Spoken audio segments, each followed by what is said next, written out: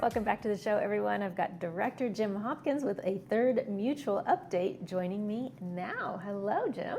Good morning, Bray. How are you? I'm great. Good, How are you doing? Doing okay. You're looking lively and healthy and well. Well, looks can be deceiving. Oh, No, I'm doing well. Thank you. You look great. Okay. Welcome to the show. Thank you. Thank you. You've got quite an extensive update for us, which is going to be very informative. So I think we should probably just get right on into it. Okay, we'll do that. Well, first, I just want to make the comment that the meeting attendance from residents has been light lately, but I think at the year end and early, it tends to be light. But there's a lot of important things that we do discuss and perhaps decide. Our year end and beginning of the year is usually a wrap up for some more mundane things, and maybe that's why it's light right now. But we start off the meeting with the reporting from our CEO. And the CEO reports the big item today is coyotes, obviously. Yes. Okay. And so when I take my walks, and I walk daily, I see coyotes quite often, probably 50% of the time that I walk, because I walk around the Is there area. any specific time that you walk, or is it just? I tend to walk in the evenings and the mornings. Okay, so Okay, the so- times when they're most Yeah, active. They're most active. They're searching for their food, all right? And while they don't bother humans, I have seen or heard reports where my neighbors have unfortunately lost their pet as a result. So it is important that we call the hotline when we see them, because that's the only way that the resources, that is the Laguna Beach Animal Services, will know what's going on and how to address the issue. And so they can identify the target spots. So I would urge everyone out there to, when you see a coyote, call and leave a message, because this allows the Laguna Beach Animal Services to target certain areas and do what they have to do to as part of their abatement program. Now, when you say leave a message, are you recommending that people give the location of where they saw the coyote? Yes, give the location as to where you saw the coyote. So, and even if you don't get someone, that message is then relayed, and so they now know where the coyotes are targeted, or where to target the coyotes, and do what they need to do to as part of their abatement program. So it's very important that we participate in that. So it's an ongoing. It is an ongoing Yes, it's issue. ongoing, and I do teach a history class, and coyotes are part of Laguna Woods history since there's been the Laguna Woods. I mean, coyote and sheep and cattle and those kinds of things were here long before we had the buildings. But they can be disturbing to see. Well, yeah. I mean, I've personally had the experience of losing a pet, so. Oh, I'm sorry to hear that. Yeah. Yeah, it was It's years and years ago in Laguna Beach, but it is very important and it is very real. Yes, it's very real. But as we move on into the meetings, okay, one of the things that, initially we have a set protocol for the meeting order, and one of the things we have is member comments. All right. Again, since it was attended lightly, the member comments were some were the same, always the same. We always get a presentation from the Laguna Woods Foundation, which is a very important foundation here in Laguna Woods. It's run strictly by donations. And Chris Collins gets up and she talks about the importance of the foundation and what it does for our residents who are running into various issues, financial and otherwise, and need some social help. So that's wonderful. Another suggestion that came from our one of the residents was perhaps we should set up a reserve for something that would occur in the future. Now, usually reserves are set up for things that have happened in the past that need repair, replacement, or some other form of maintenance. Sure. But to set up a reserve, for instance, for solar, I think that would take a lot of convincing for the current residents to start to pay for something. Right. that they can't see. Right. But it is an interesting concept, so Yes. it's something that I think that should be brought forward and discussed. Okay. And then last but not least, the History Center.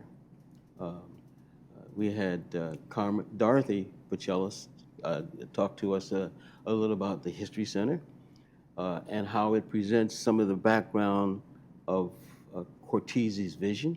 That's our developer and founder. His whole vision for this community, as well as all the other Leisure World communities, was social. In other words, we would be, as seniors, we would have a great social environment. We would have the opportunity to stay fit. And he actually preserved and gave away land around the community, outside the gates, for spiritual health. In other words, the churches and synagogues and other religious institutions that we see that are immediately surrounding our gates, that was all planned. Right. Okay, and so I would also add to that security. Okay, Yeah, he because probably didn't have to think about that in what, the 60s? yes, the gates, we take them for granted, but this is a gated community. Right. And so it's just a wonderful place to be, and I do, as on a self-promotion, I give a presentation at the PC Club. In fact, it's tomorrow at 10 o'clock. One of them is tomorrow at 10 o'clock, where I try to bring into the history of Laguna Woods and the leisure world, bring it into how our governance process got formed and the importance of it. And so it's just about an hour presentation where we go through that and we discuss it. Right? We discuss it. So we start off with the history and why we have a Laguna Woods or a leisure world. Yeah, well, his vision certainly came to life, didn't it? Yes. For the benefit of everyone. Absolutely. So you've got some focus items, Jim. Yeah. So when at the beginning of the year and the end of the year, we start to focus on wrapping up projects and other administrative initiatives. One of the things we have to do is, during the course of the year, the laws change. Of course, our state is active, and they will change laws that may impact us. So we have to go through and actually dot I's, cross T's, some minor, some not so minor. One minor thing, for instance, is the city changed its wording, and the county changed its wording on dogs and pets. Okay, in our policy we had pets. The city policy changed it to dogs. In terms of taking care of your dog on a leash, et cetera, et cetera. So it used to be pets. We used to say pets. Now it's changed to dogs. It's a minor thing, but it says that we had to basically adjust our policy to make sure that it conformed to the legal policies of the city. Did it have anything to do with dogs being on a leash outside?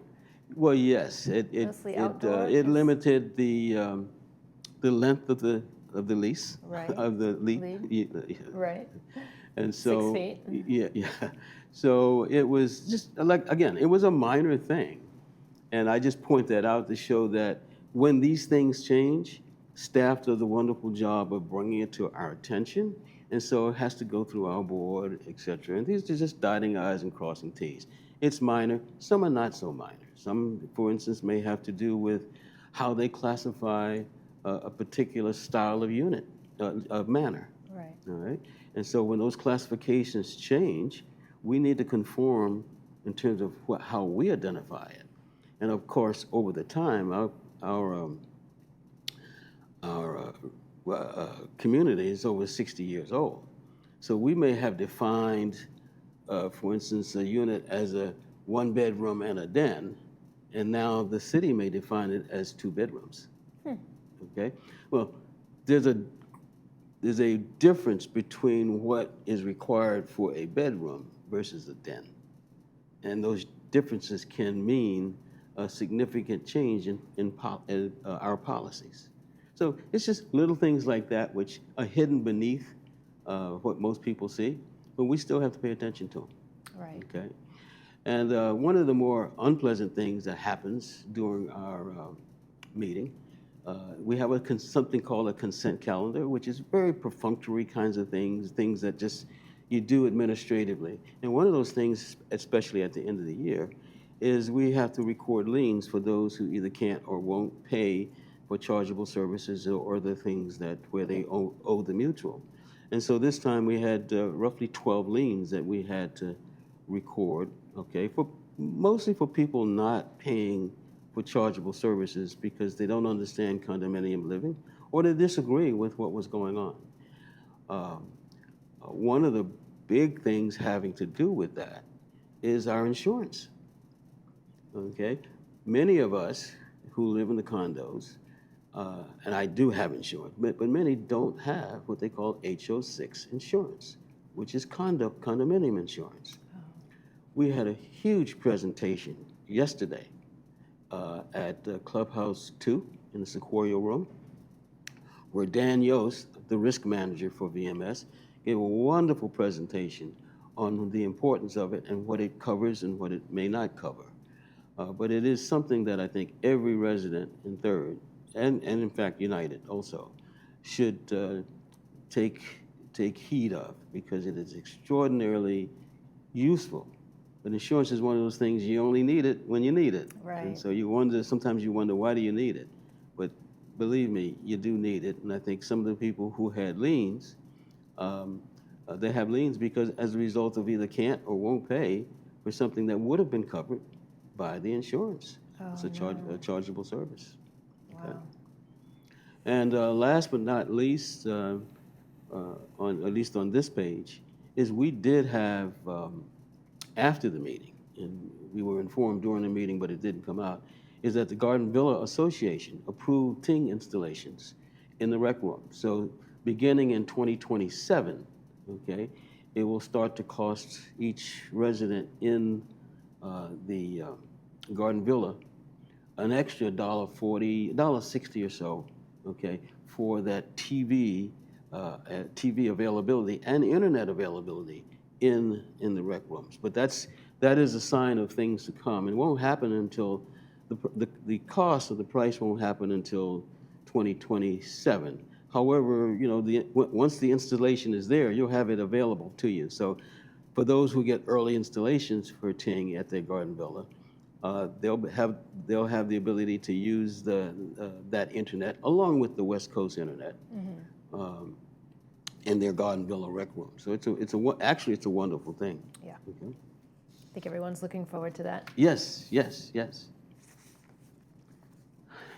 And one of the other things that I wanted to talk about is our reserves and the necessity for residents to continue to be engaged in that. It's something that we don't necessarily look at all the time, but reserves make up about 34% of our total housing HOA. So what do reserves cover? Essentially the maintenance cycles, painting cycles, pavement road maintenance, those kinds of things, which we kind of take for granted. But remember, we're a gated community. And so the city doesn't come in and pave our roads. We have total responsibility for everything because it's inside the gates. So we set up reserves for that because we know we're going to have to maintain it. Now, unlike the government, we do set up reserves. Basically, the government, everything that you set aside is for that particular year. That's not to say they're not thinking about it, but we set up reserves so that we don't get surprised. Yes. Okay? Yes. You don't get surprised. Yes. And a lot of this is reviewed at the committee level. So I think, again, and even though attendance was light at our meetings, hopefully at the committee level, and that's where residents really get to participate, is at the committee level. Many times by the time anything comes up to the board level, the committees have already been fully engaged and it's been fully discussed with residents involved. And so the committee comes with a recommendation and then the board considers those recommendations or recommendation and then votes on it after usually could be a lively discussion, depending on what the issue is. And that's how things get resolved here. And that's how the community involvement, when you've got 6,000 residents or 6,000 manors, okay, and then one HOA, that's a lot to consider. Yes. And it's gated, which means, again, we pay for everything. It's a lot to consider. So I'm happy that most residents are enjoying themselves and not interested or don't have to be interested in the day-to-day activities of the board. But it is important, I think, for you to either understand by virtue of this meeting, Right. with this show, or by perhaps going online and looking at the YouTube versions of the meetings, or if you can't attend the meeting, look at the meeting online. It is available. Okay. It's really important to stay involved. Yeah. And last but not least is the money. The fun part. The fun part. Now, it looks like we're going to end the year on our operating side with a surplus, okay? And this is preliminary, all right? And that surplus is mainly caused by the insurance because of how the insurance cycle works. We planned on having to pay a little bit more for insurance than we did. As a result, and of course this is a result of, again, Dan Yost and the risk manager doing a lot of work, okay, along with the committee structure and our president, Robert Muchnick, in terms of having some creative opportunities for a better insurance program for us. You may recall, or some of the residents may recall, about 5 years ago, as a result of some of the fires in Northern California, the valuation as well as the price of insurance, our property valuations, plus the insurance, the fires in North, raised our insurance to the tune it impacted our HOAs by about $100 a month. I was here, and of course that caused significant upheaval in actually in the board makeup as a result of that. Because some of the folks really thought that it was something that the board could or should have done. And believe me, it was absolutely nothing. When I look at the numbers, and I don't want to go through that history, but it was a significant thing. So insurance is really something we have to concentrate on, especially within California and the whole danger of fire and earthquakes. Right. So we expected to get significant savings as a result of, we got savings as a result of insurance. We estimated more than what it came in to be. It's partially offset by our increase in utilities. Because utilities have gone up, not that our utilization is gone up, but the pricing of utilities has gone up. In some cases, utilization is not what we would like it to be. Water, for instance, water conservation is very important. That's continuing to go up. But really, we do have some challenges in there, okay? And when we start to plan, our budget planning, okay, when you think about our budget planning, most of us don't have a background in budgeting. We don't even understand the operations, okay? And since directors come through with approximately, I think it's one third a year, we have directors coming in. So we have to learn what goes on before we can assess the pricing of what goes on. So that's one of the reasons the budget process takes about 6 months. Wow. And so what you see on there is just, those are the items and the descriptions of some of the departments that come in and say, here's what we do, how we do it. And then the next part is the budget development.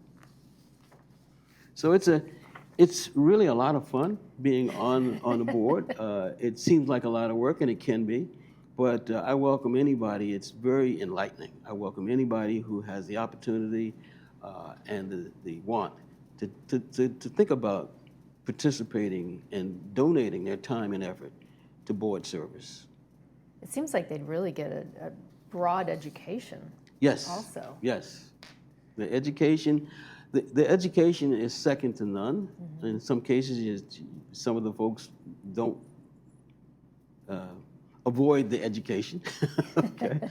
But I don't know how you can manage something effectively without understanding what it is. They call it Exactly. results of operations. The financial results are results of operations. So how can you assess the results of operations unless you know what the operations are? And that's really the way I think about it. Jim, what a pleasure. Okay. Thank you so much for Okay. joining us My today. pleasure, I love the depth and breadth of information that you've brought to the show. Oh, thank you. Thank And you. hopefully more residents will start joining in on the meetings. Oh, hopefully. We need that participation. Absolutely. Yeah. Well, thank you for your participation. Okay. Coming up next, we'll take a look at the weekend's movie preview. Stay with me.